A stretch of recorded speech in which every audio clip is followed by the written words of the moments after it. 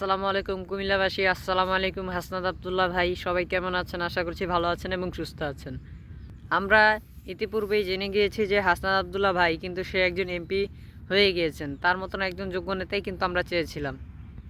তিনি কিন্তু তার কথা রেখে দিয়েছেন। অলরেডি সাংবাদিকরা অনেক ব্যবসায়ীদের কাছে গিয়ে জিজ্ঞাসা করেছে যে ভাই আপনার কাছ থেকে কি আগে কোনো চাঁদা নিত?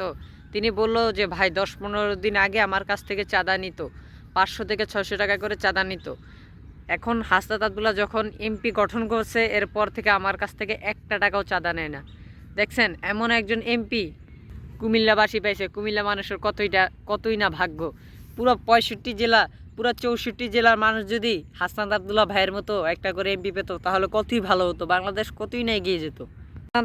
হাসনাত আব্দুল্লাহর কথা রেখেছে, তিনি চাঁদাবাজ মুক্ত করে দিয়েছেন তার ওই 4 আসনের। এমন একজন যোগ্য নেতা পাওয়া কিন্তু পুরোই ভাগ্যের ব্যাপার। তো আমরা সবাই দোয়া করব, দর্শকেরা দোয়া করব যেন হাসনাত আব্দুল্লাহ ভাই এই দেশটাকে, তার ওই জেলাটাকে কিংবা ওই বিভাগটাকে ভালোভাবে, ঠিক আছে, ভালোভাবে পরিবেশন করতে পারে। মানুষের যত সেবা কল্যাণে সে যেন প্রেজেন্ট থাকতে পারে। তো আমার সাথে কে কে একমত অবশ্যই একটু কমেন্ট করে জানাবেন।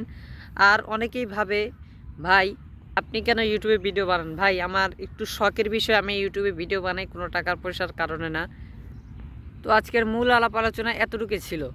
আমি প্রমাণ করতে চেয়েছিলাম যে হাসনাত আব্দুল্লাহ ভাই প্রমাণ করে দিয়েছে, তিনি চাঁদাবাজ মুক্ত করে দিয়েছে তার ওই এলাকাটা, তার ওই এরিয়াটা।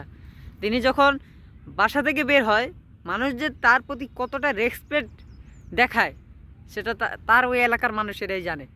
অনেকেই হাসনাত আব্দুল্লাহ ভাইয়ের বিরুদ্ধে গেছে কিন্তু কোনো লাভ হয় না। সৃষ্টিকর্তা চেয়েছে বলে সে একজন এমপি হয়েছে।